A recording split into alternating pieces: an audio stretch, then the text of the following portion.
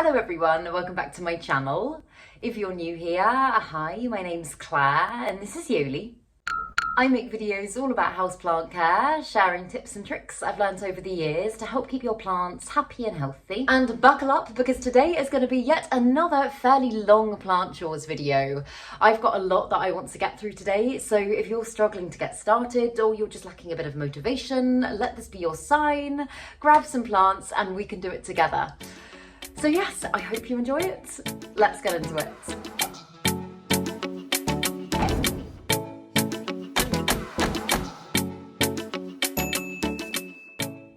So I was just bringing stuff over to get started and I got a little bit distracted. So I thought I would start this video by just giving you a couple of plant updates because I've got some exciting things happening and one thing that I am not sure what to do about.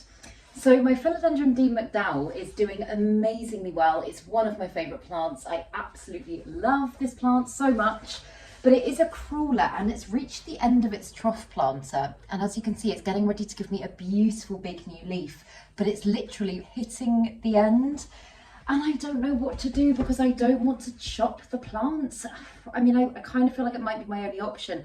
I'm really trying to kind of guide that section of growth round so that it might kind of curl back on itself and grow back the other way, but I'm not sure how flexible the main stem is. So if any of you have this plant and you've managed to achieve that, let me know how you managed to do it besides just gradually bending, because I would love it if I could just get it even more full and bushy without having to chop and propagate it. I know I could chop and prop and then root and then put it back into the same pot, but I don't want to do that. So yeah, let me know if you have any thoughts on that.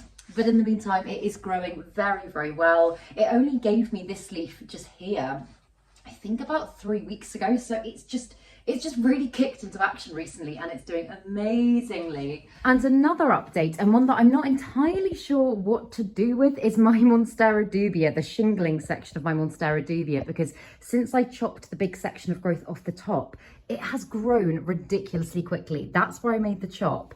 And all of this is brand new growth. And as you can see, it's already coming off the plank again.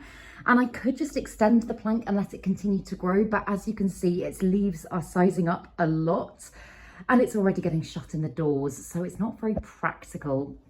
So looking at the back of it here, I can see it has got some little aerial roots. So I'm thinking I might chop and propagate this plant. I'm usually a little bit reluctant to do that before it's rooted into moss because it can be a little bit of a funny one to propagate, but I think I might take the risk today and see how it does. And then I chopped up my white princess philodendron in my last plant chores video, and honestly, it is moving at the speed of light. I didn't know how long it would take for the plant to start rooting, but these are the bits that I've just got in water, and as you can see, that's the top cut there, and it's starting to push out a new leaf. This bit in here, water's looking a little bit murky, but it is also rooting. And then the ones that I did in moss as well, I won't show you all of them because I did quite a lot in moss, but are not only rooting, but are starting to give me little bits of new growth, which is making me so happy. And then I put some of the little wet stick chunks into a prop box, and usually with my prop boxes, I'll just kind of put them to one side and forget about them. But I decided to have a look today just because I thought I would include it in this video. And they're doing amazingly well, and it's making me so excited. If you look at the bottom of the box, you can see little roots are forming. Oh, I just tipped the box and a little bit fell. But if I get into the box, as you can see, there's some really good new growth happening already. And I only chopped it, I think about 2-3 weeks ago. So this is amazing. I think the reason it's moving so quickly is just because it's been so warm. Obviously, like keeping your prop boxes on heat is a very, very good thing if you want to kind of encourage faster growth. So that's the main thing I'm kind of putting it down to, because this is just happening much quicker than I expected. So hopefully I will be able to get my white princess back and growing as a full plant again very, very soon. But the one thing that I didn't think about when I chopped the plant, I left a tiny little section of the stem at the bottom of the pot, and I haven't been watering that pot. To be honest, I haven't got around to doing anything with it. But I noticed the other day that it has started putting out new growth already. I'll spin the camera around so that I can show you. So yeah, this is the pot it was in and the pole it was on before I chopped it up. And look down here. at the little leaf coming out. So I think this is going to be the thing that I tackle first. I think I'm going to get all of the soil out of the pot, separate this new little section of growth, maybe pot it up, have a look at the root system, probably give it a very good trim back, considering this is the main root system that was supporting my huge plants before. But yeah, this is what I'm going to start with. It's very rare that I do up the corners of my potting mats, but I feel like this is going to be potentially quite messy. So, oh Joli, no, this is not the time to be healthy. Okay, maybe I've positioned myself wrong. I thought it would be easier doing it here than at the table. What are we doing? Oh, putting that down. There we go. Okay, so I'm not sure how easily, oh, the moss pole's gonna lift out. Oh, not too bad. I kind of wondered if maybe it rooted into the moss pole at the bottom, but it seems to be okay.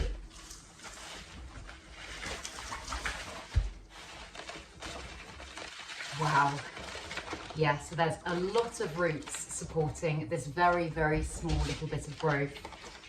In fact, a lot of the roots are looking quite brown and sludgy, and I think this probably explains why the mother plant wasn't doing very well. So I think I probably did make the right decision to chop it back. Like, a lot of these are just pulling away quite easily. The good news is, as I'm working my way up and kind of getting rid of more soil, there are some very healthy roots in there as well. So I think if I can just get rid of all the bad ones, give it a really good trim back, then this little plant should continue to grow really well. So I've actually got a proper chunk of plant here that could potentially have multiple growth points. So I think what I'm probably going to do is I'm going to just chop away the bit that's already giving me growth here and pot that up as its own plant. And then this bit I'll probably get into a prop box or something like that, and I'll see if I can get some new growth going that way. But yeah, I think this one should be ready to be potted up. So this is what it's looking like. And I'm just going to give the roots a little rinse off and just make sure that all of the ones, I'm pretty sure they are, but make sure that all of the ones I've got here are healthy. I'm just using normal tap water for this. I know some people say distilled, but to be honest, I think when it's a plant that's already kind of got a little root system and it hasn't had to do any major adjusting, it's been used to just getting fed normal tap water, I think it's fine. Yeah, I think I'm pretty happy with that. I'm not worried about getting all of the soil off, but just the majority, so that I can see there are some nice kind of full healthy roots in there. Might just give that one a little trim back actually. But I think this should be pretty much good to go. And I think I'm probably going to do this one in semi-hydro, just because there are some other semi-hydro things that I want to do to plants in a minute. But also, I haven't grown many philodendron in semi-hydro, and I've got lots of white princess in other substrates. So that is what I'm going to do. So I think I'm going to pot it into this transparent cup just so that I can properly monitor the root system, because as I say, it's not awful, but there were root issues on the rest of the plant. There's bits of this that still look a little bit brown. I can see that there's lots of kind of lovely full bits as well, but I think this is just going to allow me to kind of see what's going on, and if I need to make any changes, make them fairly quickly. And usually I would leave the cutting to callus over for a bit, but to be honest, I think there's one end that's completely calloused because that's where I chopped before. I think it should be okay. I'm going to take the risk. Again, like I have got, and I know this is a bad way of thinking of things, but I have got probably 10 or 11 little white princesses like this now. But I also do think that because it's in semi-hydro, it's not going to be directly touching the water. Again, I'll be able to monitor it. I think I'm just going to go ahead and do it.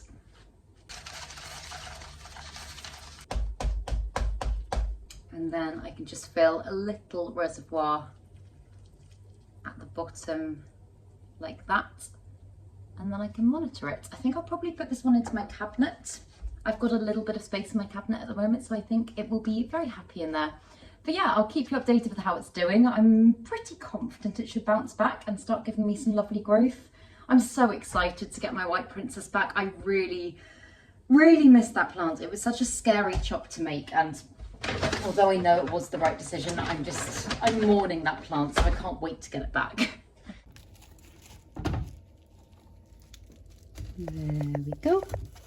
And then I am going to chop this top section of my Monstera dubia, just because otherwise it is going to start attaching itself to the wall. It has already marked the wall a little bit. Its aerial roots are awful for that. So yeah, I'm gonna chop it just here. Or did I chop it a little bit further down? Oh, okay, now I'm gonna chop it literally just above this leaf at the top of the plank, if I can get in there.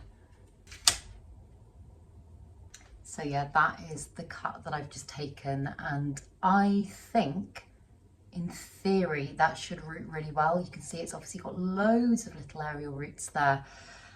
And I know this might be controversial, but I think I might actually try propagating this section in semi-hydro as well. I've had so much luck with semi-hydro propagation recently, and I don't know, it just feels like my gut's telling me it's the right thing to do. So yeah, I'm gonna just put it into another little plastic cup, and again then I can monitor it, and if I do need to change things out then I can.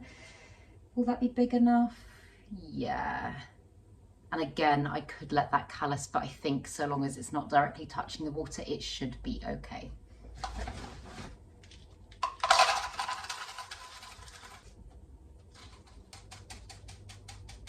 And again, I'll just give it a little reservoir. Oh, let's put most of that on the floor. But there we go, that is a beautiful, beautiful cutting. I really, really hope it does well.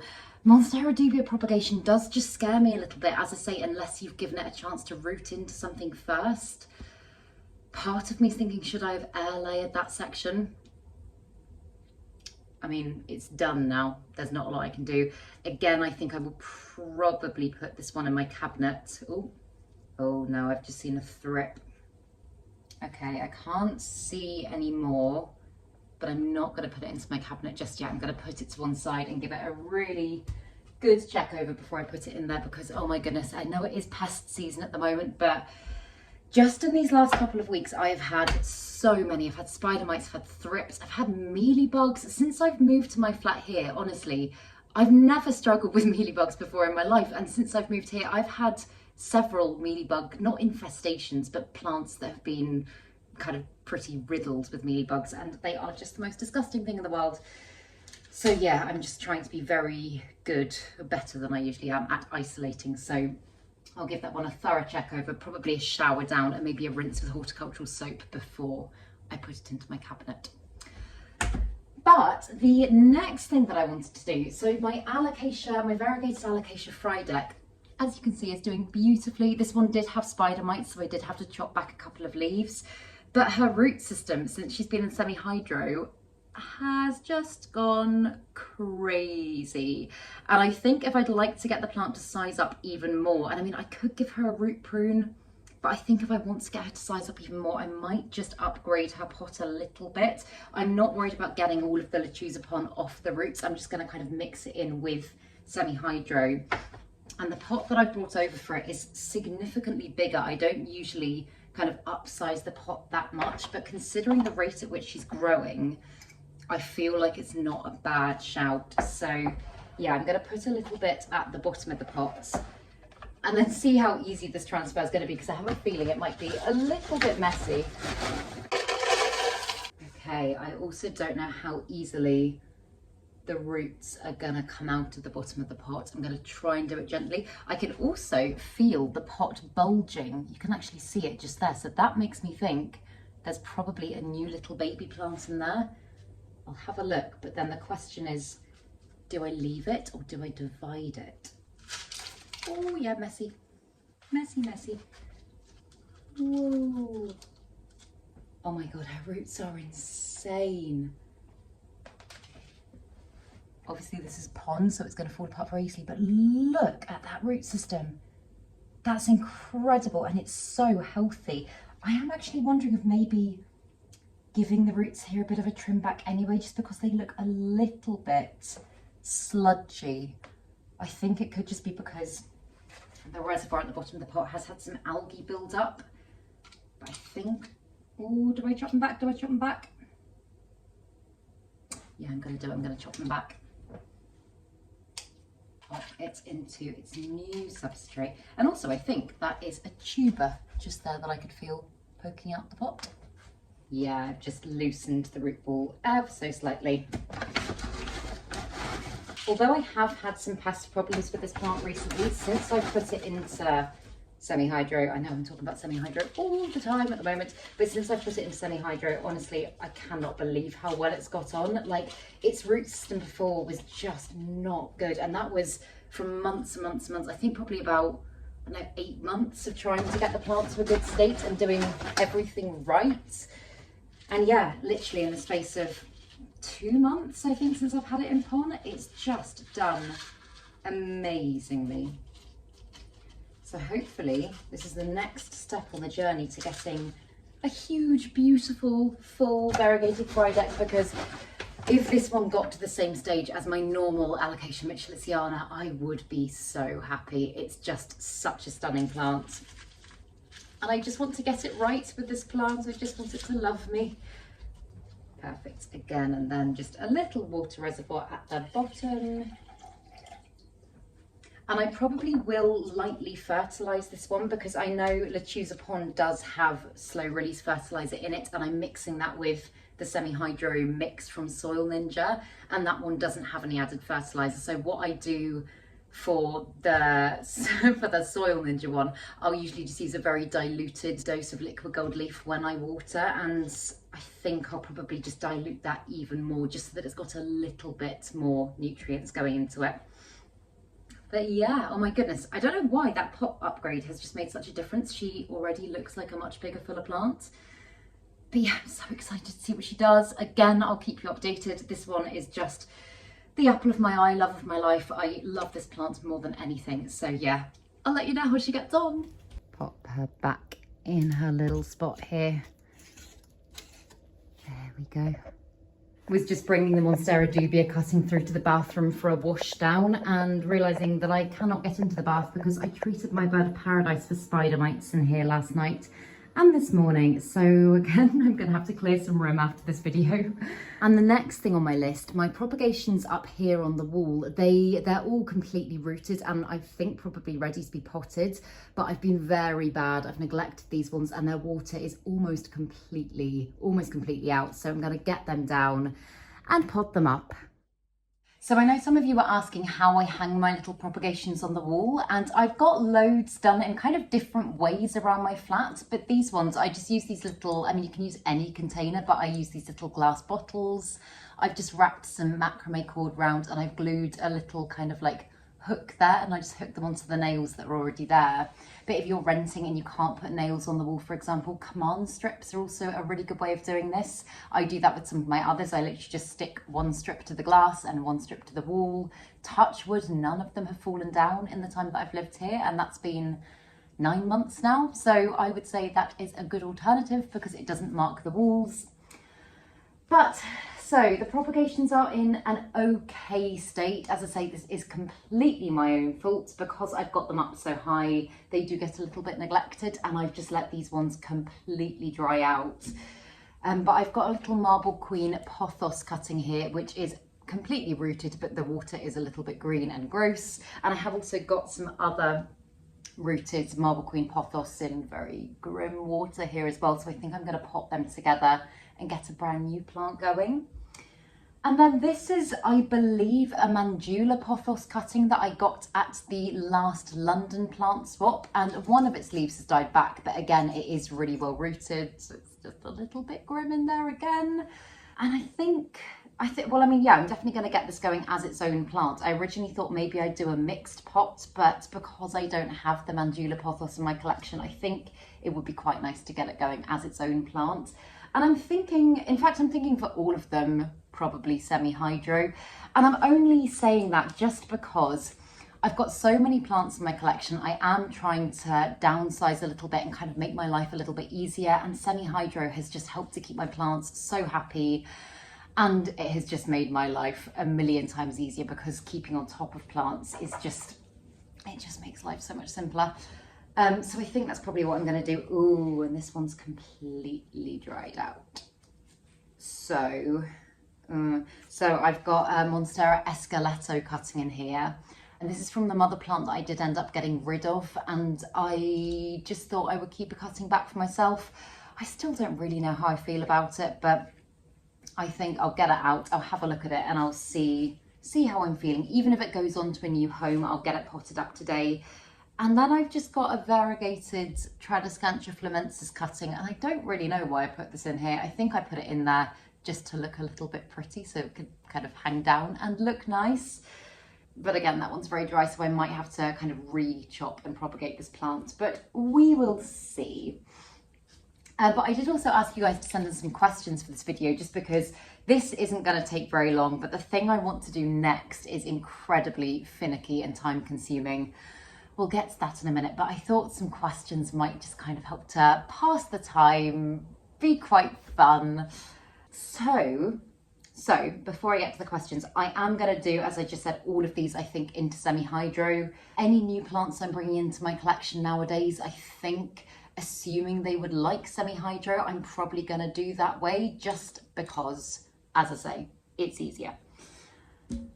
For the foreseeable future, at least. But yeah, so this one I think I might just do straight into a little plastic cup. Yeah, that one's perfect, along with the other cuttings. But the first question was, is there one thing you can recommend to make your plants grow super fast? There's definitely not just one thing. I've actually made a video a while ago, a full video on like the reasons that I think my plants tend to grow so quickly.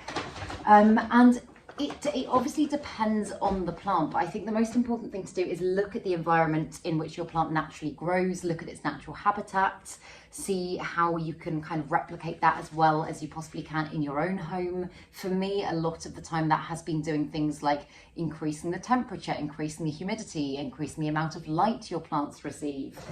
And I think a massive one as well is the hours of light that your plant receives, because I mean, like with me, I live in the UK, and most of the time, and we do have summer, we've had an awful summer this year, but even in the summer months, it can be very cloudy, and the hours of light that your plant receive is often not that much. And in their natural habitat, sometimes they might be receiving up to kind of like 18 hours of light a day. So often thinking about things like grow lights, or just kind of shifting your plants around, putting them into a cabinet environment, putting them close to a window. Obviously, as I say, this is very unspecific. It does depend on the plant, but those are things that I typically will do in order to achieve faster growth in my plants. I'm kind of at the point at the moment where I don't want them to stop growing. Of course I don't. It's so satisfying to see lovely new growth, but I kind of just wish some of them would slow down a little bit, because I'm so happy with how they're all doing on the whole, but I'm just, again, and I never thought I would say this, I'm running out of room. I said this all the time when I was living back at my mum's house, and I was like, when I move to my new flat, it'll be fantastic. I'll have all the space for plants. And granted, I have definitely gone a little bit mad since I've lived here. I think I've added at least, I don't know, 30 new plants to my collection. Is that an exaggeration? No, with all the plant swap plants and everything, I've definitely added, I would say, at least 30 new plants to my collection in the time that I've lived here, and that's been in less than a year, and that's quite a jump from where I was before. So yeah, I definitely don't want them to stop growing. I think at some point I'm just going to have to think about moving to a bigger place. Not yet. I can definitely cope, but a place with its own greenhouse, that would be amazing. Or a massive conservatory like the one that my mum had, where I can just have a designated plant room and then also plants all around the house. That would be the dream. I might at some point actually consider potting these cuttings up with my mother plant that I've got climbing up the beam up there. I'm not going to do it just at the moment, just because that plant is quite full, but if I do decide to give that one a pot upgrade at some point, then I'll probably plant these sections back in with that plant, just to get it even fuller and even bushier. But I do just love the Marble Queen pothos so much, and I love just having sections of it around my home, so starting a new plant is definitely not the worst thing in the world. But yeah, I'll do all of the reservoirs for these plants after this, but there we go. Look at it, it's so beautiful. I just love the variegation on the leaves. They're also individual and unique. Like that one almost just looks like a standard golden pothos, and then all of these ones are so splashy. Some of them are really, I mean, that one's almost white. Look at that, it's beautiful.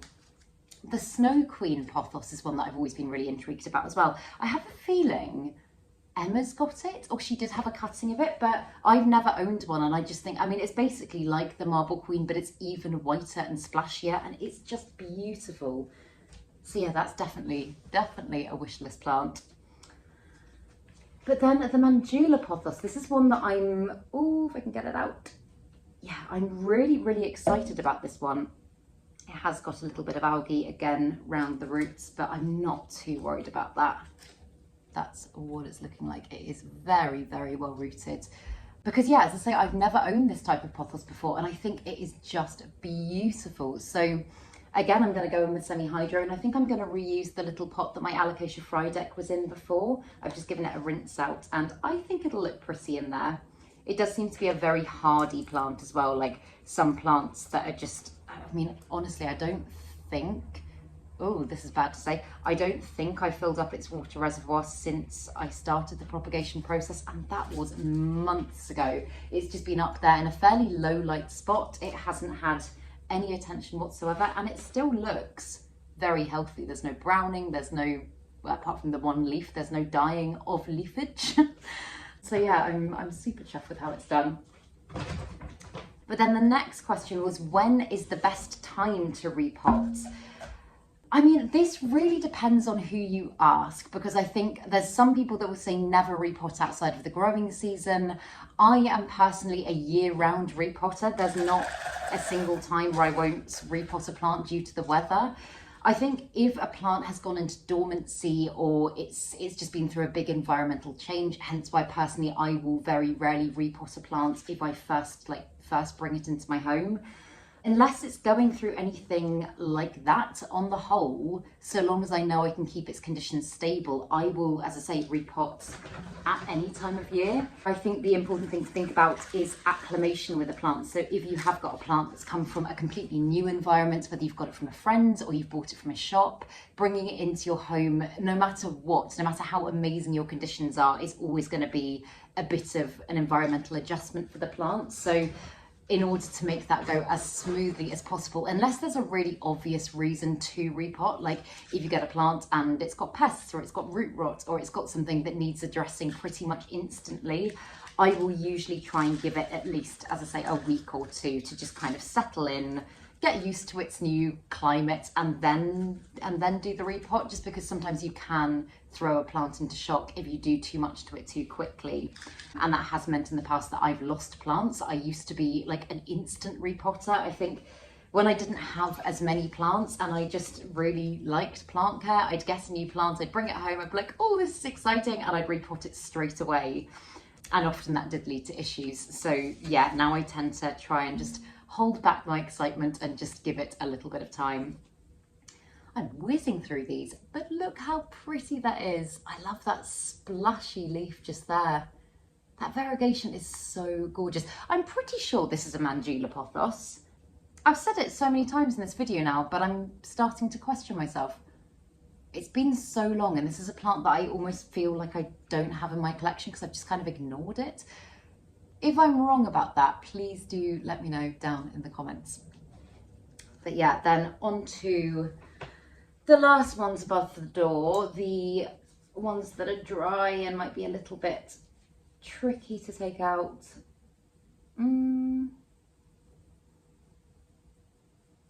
Okay. Oh. Right, so the, not Adansonii, what's this called? Esqueleto, that's it.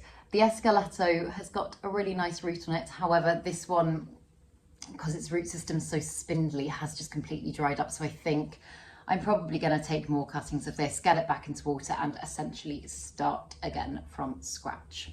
It's a very fast growing plant, and I have got, I was going to exaggerate and say 1 million cuttings of it. I've got at least 20, 30 cuttings of it propagating around my house, so I will probably just pop it in with one of them. I'm just trying to get the roots of the other plant off this one so that it doesn't cause it to rot. Cool, I think I am happy with that. And despite the fact that it's quite dry, that's actually a really fantastic root. And this is a top cutting, and as I say, like, I just don't know how I'm feeling about the why can't I remember its name? Esqueleto, Monstera Esqueleto. I don't know. I thought it was a plant that I would love. And to be honest, when I first got it, because it was a hand-me-down from Emma's collection, she'd kind of given up with the plants. When I first got it, and I first brought it home, I did really love it. Again, this is when I was living back at my mum's. I had it as a cabinet plant and I thought it was beautiful, but it's just got a very strange way of growing. And I think unless you get it onto a moss pole pretty much instantly, it just puts out these ridiculously huge runners. In fact, I was about to put it into this and I think that's going to be a little bit too big for it. Yeah, it puts out these ridiculously huge runners that, I mean, you can get wet sticks off. And I think this started as a wet stick originally. But it's just a kind of like the Amedium Silver. It's very runnery and not that foliagey. And for me, that was a little bit of an anticlimax. And I just don't think I loved the plant enough to try that many new things with it. So I didn't give up, but it just, I don't know, you know, sometimes like when a plant's not bringing you enough joy to be worth the effort and you know it would make someone else happier. I just kind of got to that stage with it and I did end up giving it away. I took some cuttings to one of the plant swaps and then I sent the rest of the plants out to somebody that wanted it. So yeah, I did keep a bit back for myself in the hope that maybe I would fall in love with it again, but currently it's not doing a lot for me. But we'll pot it up, we'll give it a drink, we'll give it a few weeks to adjust and I'll see how I'm feeling about it. But as I say, if not, it's not the worst thing in the world. It will make somebody else happy, I'm sure. Cool, there we go, all done, all potted. As I say, I will revisit this one in a few weeks, a month, see how I'm feeling and make a decision on the next steps of its life then. Oh, but then the next thing that I've got to do, this is something that I have been knowing that I need to do and putting off for such a long time, and I'm actually excited about the outcome of it, but I'm not excited about the process. So I chopped up the one begonia that I actually really like, my Begonia albopicta. I completely chopped that up a while ago and I put sections of it into a prop box and they've all gone absolutely crazy. I have got a few other things in here as well, but the begonia is the one that I've been looking at thinking, I really want this plant back, kind of like out of the prop box and in my collection. I really want to do it. But I know how spindly begonia roots are and I know how finicky they are and how many there probably are in here. So the thought of that has just been terrifying me a little bit. So I'm gonna make a start at least. Oh, if I can even get them out of the box. Oh, they're all completely rooted in there, aren't they? Yeah. I may need to do some root pruning because this is just stuck. Stress. Yeah. This is going to take some time. So, next question. One of you asked, how do you break down all of your plant chores into your week? To be completely honest, I don't really... Oh, does Joli want to come in? Hello, baby girl. Come on in. Hello. I don't really have a set structure with my plant chores. I tend to just... Oh, chaos, chaos. All right, my love, let's just be careful of all of the things that I've just potted up. Let's move these somewhere else, shall we? How do I break up all my plant chores into 1 week? Like I say, I don't have a set structure or way of doing things with plant chores. I, especially at the moment, keep looking at things and thinking, oh my God, like I've got things that are staring me in the face that are needing doing, and I don't always get around to doing them when I want to. I think like when it comes to watering and just kind of the practical things that you need to do in order for your plants to survive, I tend to just monitor the plants as well as I can. Usually they're quite good. They're quite good, like most of the ones in my collection now, because I've had them for quite a while, the majority, I feel like I'm quite good at just kind of gauging them by the way that they look. Like if their leaves are starting to slightly curl, with my succulents, like if they're starting to look a little bit thinner. Same goes with Hoyas. But yeah, I mean, like last night, for example, I was meant to have, I kind of had it in my mind that that was going to be a plant choresy evening where I was going to go around and I was going to get loads of stuff done. I was going to do lots of watering, and I sat on the sofa after a long day and I was like, oh my goodness, as much as I want to do this, all I want to do is just put my feet up, watch some TV and do nothing. And that is what I ended up doing. So I think for me, and this is all just personal, but like, I like to enjoy doing my plant care. I know sometimes because you are caring for living things, you do have to do it when you don't particularly want to, but on the whole, setting myself some time aside to be able to do things like in my own space, at my own pace, a lot of the time without putting stuff on camera as well, just kind of pottering around, doing my own thing, is really important, and that time is really valuable to me. So I don't think it is just always a tick. I mean, it can very much be like a tick boxy thing, but I try not to let it be. I try to let it be a more intuitive thing. This is a bad answer, but it's a difficult question. I try to let it be a more kind of intuitive, when do I feel like I actually want to do it kind of thing.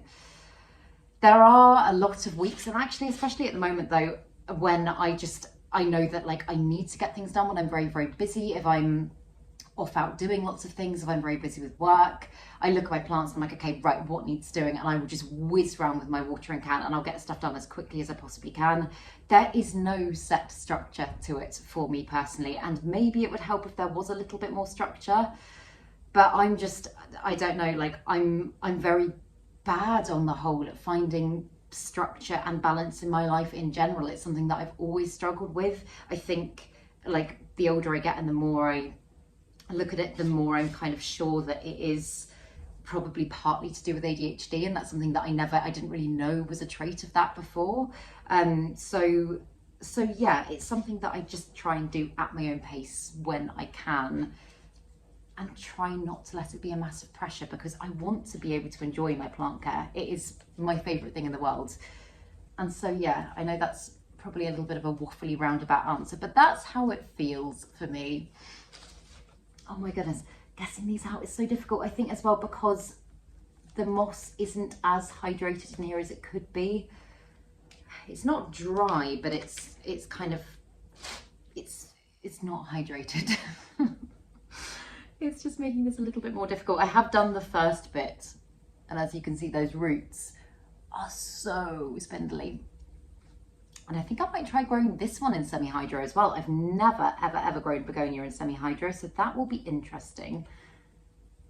But it's one that I'm really excited to have doing well again, because I really like this begonia. How are Ross's plants getting on? Yeah, his plants are doing amazingly well actually, and he's got some difficult ones in his collection. He's got a calathea, he's got a few alocasia, he's got some, I mean, I say Oxalis triangularis, I've never grown that plant myself, I'm not that familiar with it, but he's got some plants that I have struggled with in the past, and so far they're doing really, really well. We were actually going to film a plant tour of all of his plants last week, but we both ended up getting what I assume was probably COVID. Like we had a horrible, nasty, fluey bug that meant that we couldn't really get off the sofa, so that didn't happen in the end. But if you guys would like to see a plant tour of Ross's plants, then do let me know in the comments and I will make sure to do that again at some point. I think because he really loves the kind of colourful pink purple plants, he hasn't gone in as maybe some beginners would with plants that are just typically very easy to care for. He's just gone straight in with the ones that he likes the look of, and absolutely, why should you not? But some of the ones that he's got are ones that I think I definitely wouldn't recommend for a beginner, and I would be a little bit nervous of if I'd never kind of experienced caring for that plant before. But no, they look beautiful and they're growing amazingly. Can you mix different soil components into your existing mix, or better to start fresh? I mean, oh, in fact, this is a little bit rotten. I would say, it depends how you're thinking of doing it. I mean, if you were to, like, for example, if you've got a plant that you only repotted a few months back and you want to add, let's say, some more perlite into the soil mix, something like that, I think that's absolutely, oh, this is very rotten actually. put that one to one side. I think it would be absolutely fine if you were to take all of the soil out and kind of mix it in a bowl and then repot with the same soil, because obviously if the soil is still relatively new, it's still going to hold a lot of nutritional value in it, and you don't want to waste that soil for no good reason. I definitely would not personally recommend, just like, for example, again, using perlite as the mixing example, if you wanted to mix it into your soil, not just like, I don't know, keeping the plant in the pot and just kind of mixing it around the top layer, because it's not going to have any benefits. On the whole, I would personally, if it's a plant that probably needs a soil upgrade anyway, I would probably change out the soil and just do a fresh mix. But yeah, obviously it does, as I say, depend on like how long the plant's been in the substrate and what you're mixing in and all that sort of stuff. This has got so many roots. It's ridiculous. And I'm also very conscious that I think because they are so thin and spindly, I'm taking them straight out of the prop box and I'm leaving them just next to the prop box in the air, just out in the open air. And I'm wondering actually if I should get a little pot of water to put them in or something, because I know they dry up so quickly. I might actually just go fill this with water so that I can do that. Yeah, with a lot of plants' roots, I wouldn't worry too much about it. But as I say, for ones that have come straight out of a prop box and are used to very high humidity levels and are so incredibly spindly, I don't want them to just dry out and then potentially cause rotting when I do pot them up, because what a waste of time that would be. So just as a precaution, I'm going to keep them in some water until I'm ready to do the next step. One of you asked, will horticultural soap alone work for spider mites? I rent, so I'm unsure about predatory mites. Firstly, I don't think renting should be a reason to put you off using predatory mites. They don't damage anything in any way. This, again, all my personal opinions, but also they come in colony bags. They don't even live that long. I think they live about six weeks or something like that. I get mine on, I think, a 6-weekly subscription service. So I wouldn't let that be a reason to stop you from trying predatory mites. But in regards to spider mites and horticultural soap, that is how I'm doing it at the moment. I have had a bit of a spider mite, again, not infestation, but if you watched my previous video, you will have seen my bird of paradise had spider mites. My old Choco Red had spider mites fairly recently. My variegated frydek had spider mites. And it is just because it's so hot at the moment, and the air in my flat typically does tend to be much drier than I'd like it to be. And that is just, the spider mites love that. Hot, dry air is like their favourite thing in the world. And of course you can go in with kind of chemicals and stuff like that. But for me, horticultural soap and just regular washes of that plant is the best possible thing. I know some of you have said as well, like, why are you dealing with spider mites if you're using predatory mites? I think it's very important to say that there's nothing that is going to stop you from ever getting pests. I mean, I use predatory mites, yes, as a preventary measure, but it doesn't mean that I'm not occasionally going to get some here or there. Like, I didn't have predatory mite sachets in the area where the spider mites broke out. Touch wood, I haven't had many pest issues in my cabinet, and I've got my cabinet full of predatory mite sachets. And it just means that on the whole, when you do get infestations, you're able to get them under control much easier. So like with my old Choco Red, for example, I brought it home, it got spider mites. I don't know if it came with spider mites, but it got spider mites like within a week of me owning it. I chopped back the leaf that was affected the worst, and then I just gave it a really thorough wash down. I think about 3 or 4 days in a row just using horticultural soap on it, just getting it in the shower. Like if you've got a detachable shower head, just spraying it down both sides of the leaves is a really good way to get rid of eggs as well. And then I just continued to monitor it. I did another treatment about 3 weeks later before I even thought about like putting it into my cabinet or anything like that.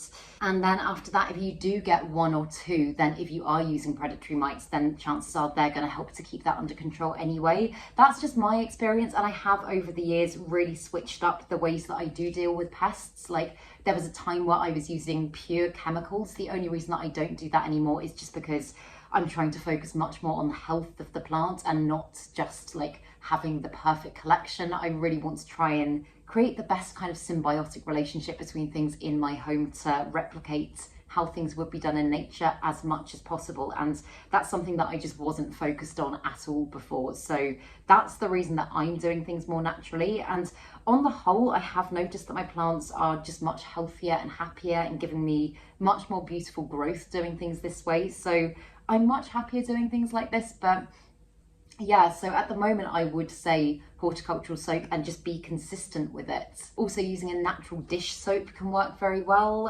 Again, you need to make sure you obviously get it all off the leaves, but that can be a good alternative. Be very careful about getting it into the soil though, because you don't want that stuff getting into the roots. But that's what I do. That's what I personally do. And I have just accepted the fact that pests exist. I've got lots of plants. I probably bring pests in every single time I go out for a walk with Joli.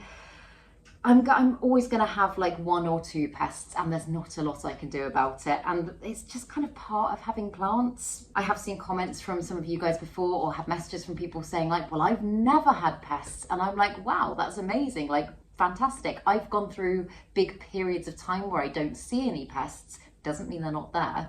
But having pests is not, it's not the fault of the person that owns the plant. It is just something that happens. It's how you go about dealing with it that kind of, I don't know, is the determining factor on whether or not your plants are gonna do well or not. Because obviously if you don't check your plants regularly, if you don't notice something, then it can spread out of control very quickly.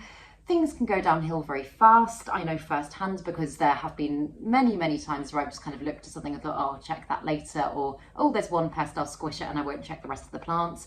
And things can go bad very fast. But on the whole, if you are fairly on top with your checking and dealing with things when you see them, it's fine to have 1 or 2. It's just an infestation that you want to prevent.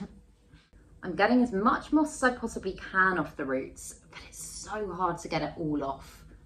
I think that will probably do the job and be okay. I'd like to get a little bit more off if I could, but I'm just snapping roots, so I have to go quite carefully. Whew, I am getting through it though. This is good. If you're doing plant chores as well, I really hope yours are going well.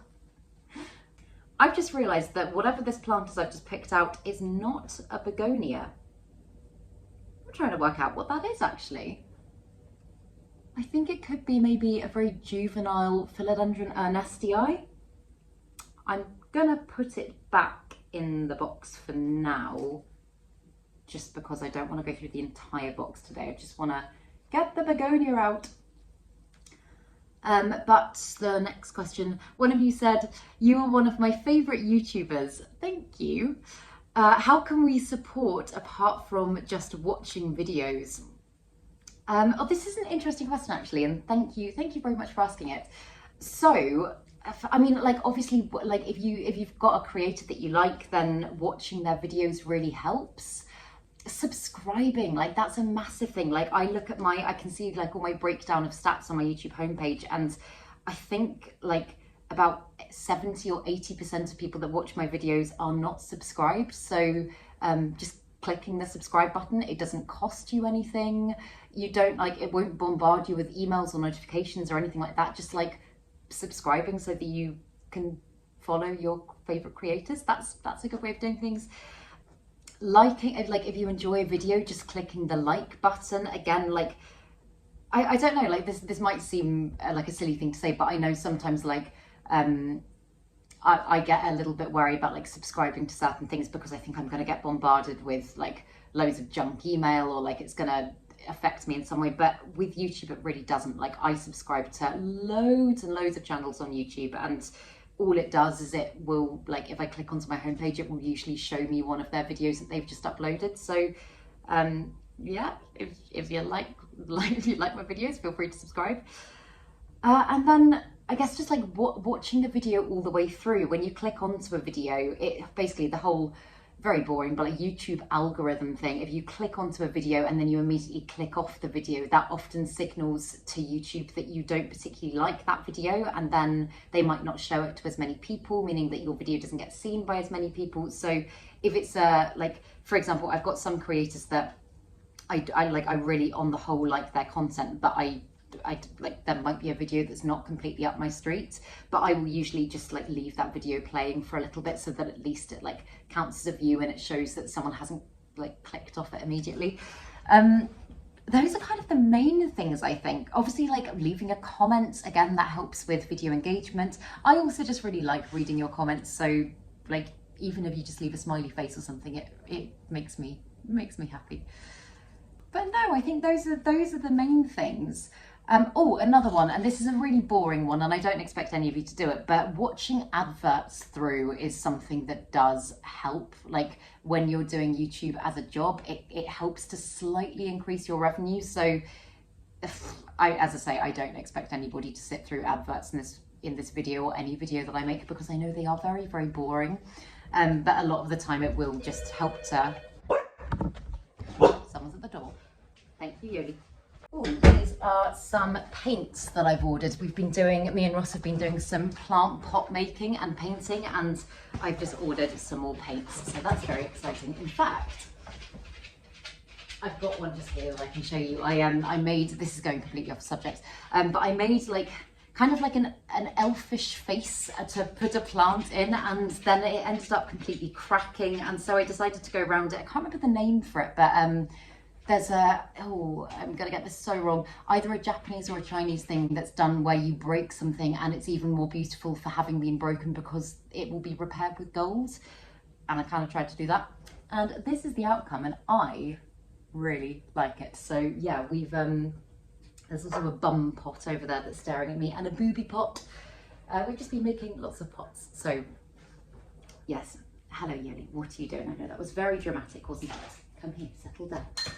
But yes, in answer to that question, pretty much just like what I say at the end of every video. If you like this video, give it a thumbs up, subscribe to my channel. That's pretty much it, and that is useful for me as a creator.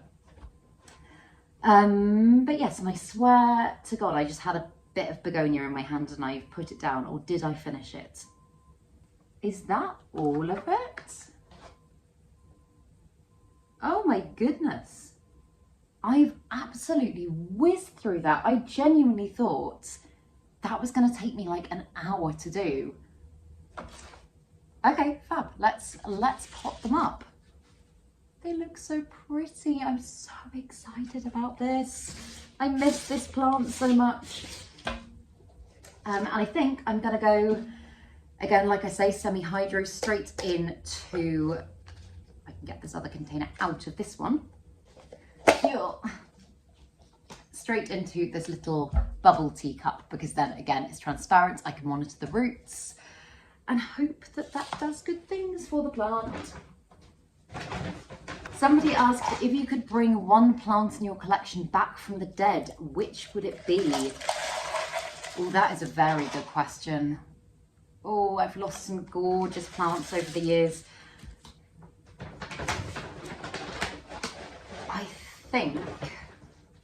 I think if I could only pick one, I'd have to pick my Anthurium veitchii. If you guys have been on my channel for a while, you'll remember my veitchii. I think that was 2 years ago that I had that plant, and oh my goodness, it was beautiful.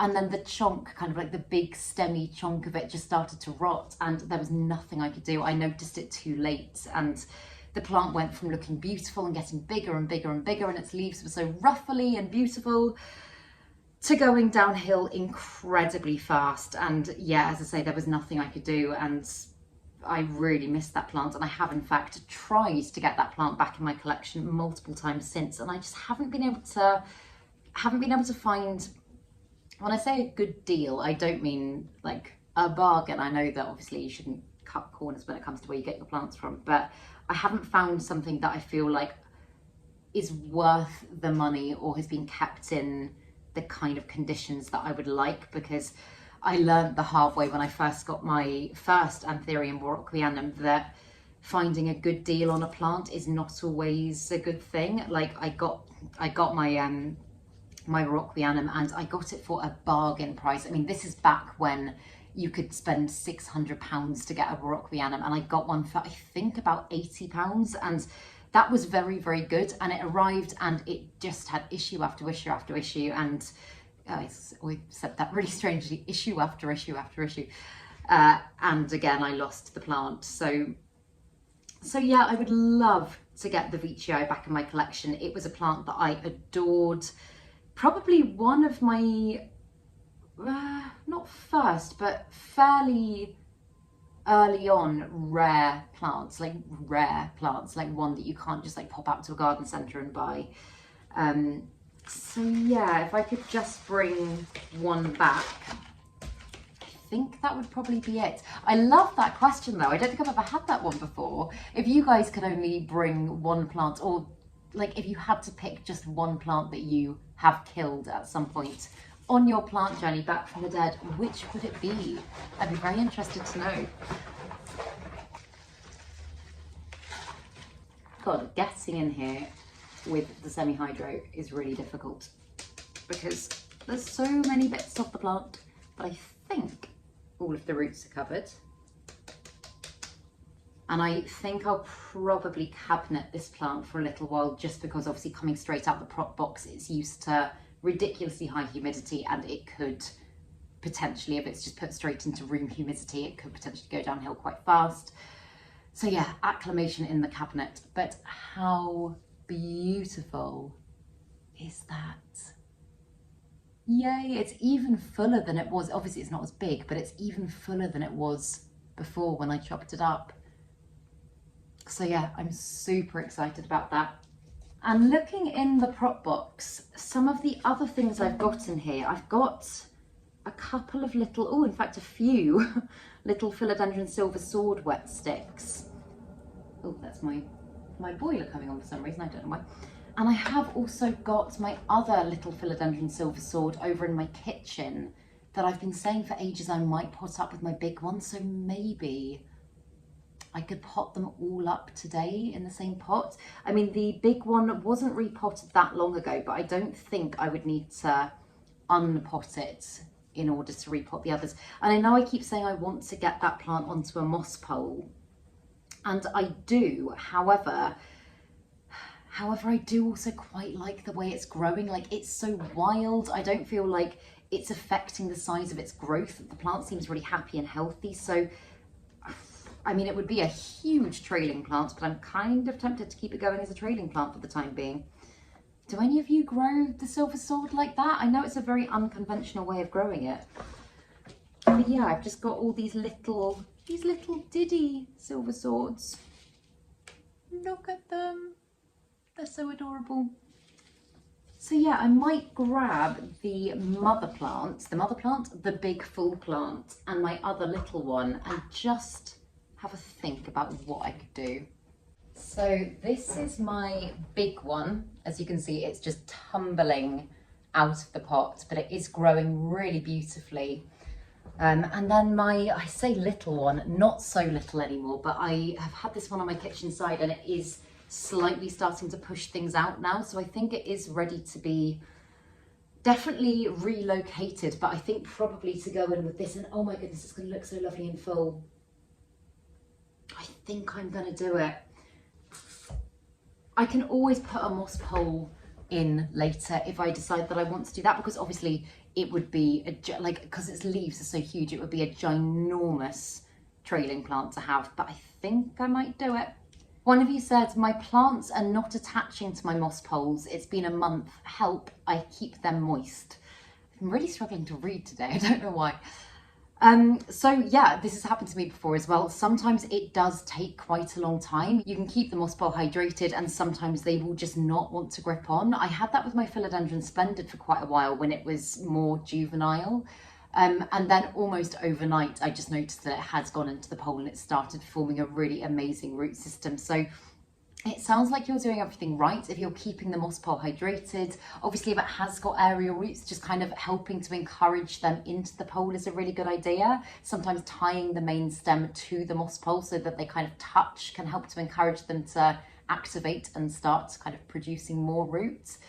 But otherwise, just stick with it. Like it can just take time. Like that is a very normal thing. So I personally wouldn't worry if I were you. It sounds like you are doing everything right. Thoughts on self-watering bulbs. So I haven't used a watering globe in years. I I did, oh God, when was it?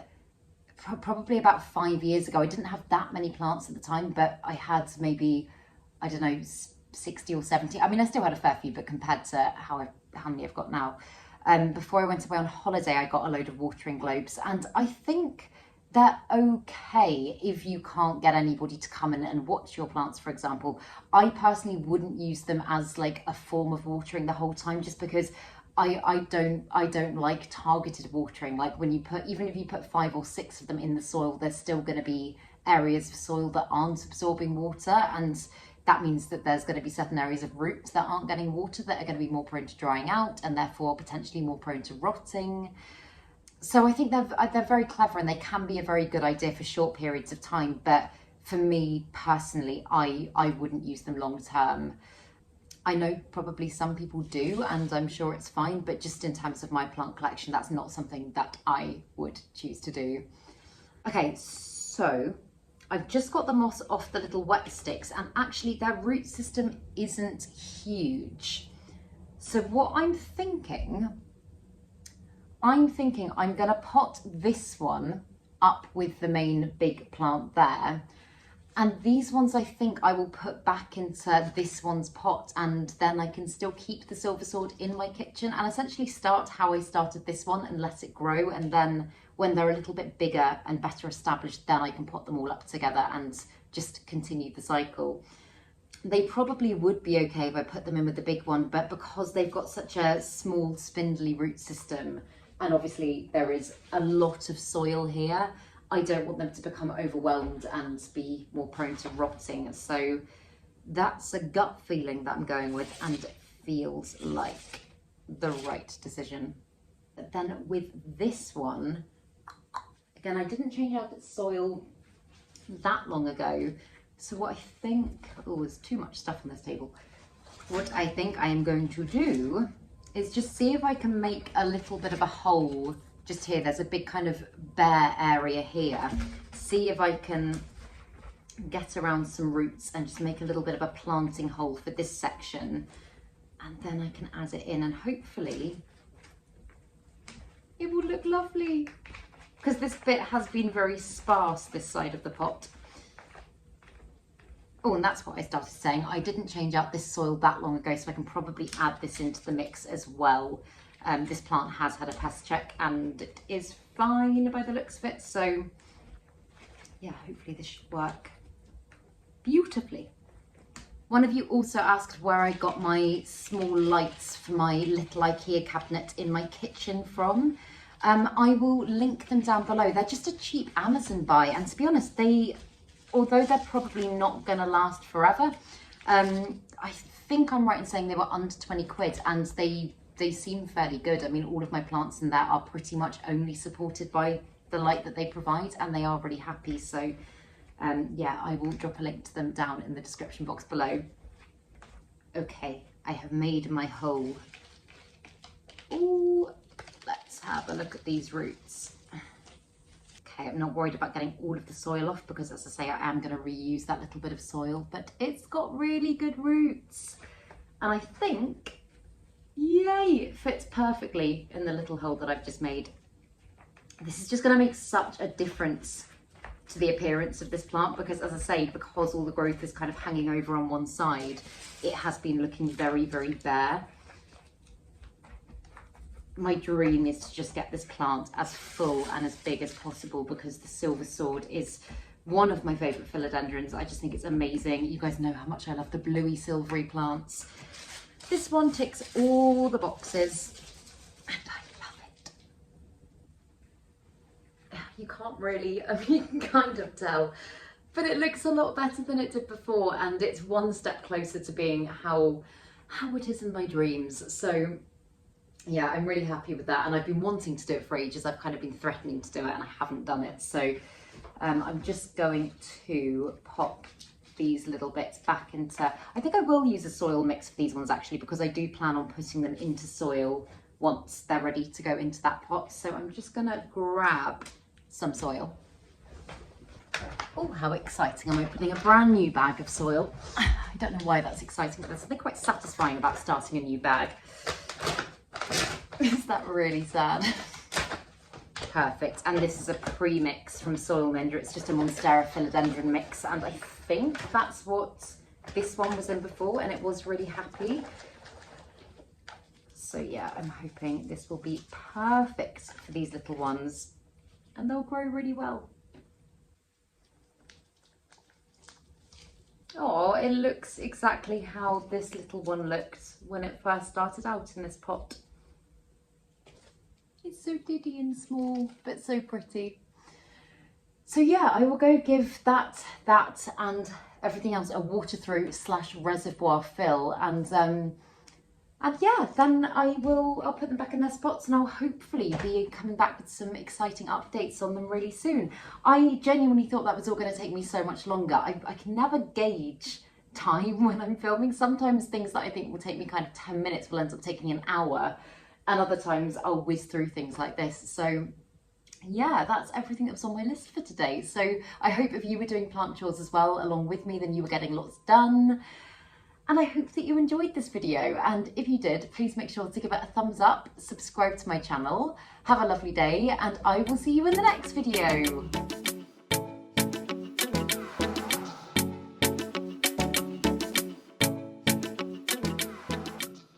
Stay sexy, plant lovers.